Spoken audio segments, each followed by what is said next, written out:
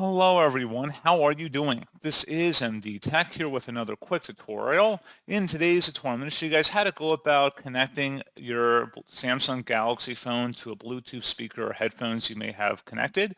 So make sure those devices are discoverable on your Wi-Fi network before proceeding.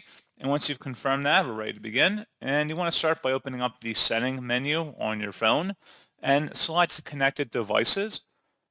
Underneath connected devices, select pair new device. And again, make sure that your device is discoverable on your network. Otherwise, it will not show up here. It may take a couple of seconds for it to load and hopefully get it within close proximity of your phone. And then it should appear in this list. So pretty straightforward process on that, guys. And as always, thank you for watching. I do hope I was able to help you out. And I do look forward to catching you all in the next tutorial. Goodbye.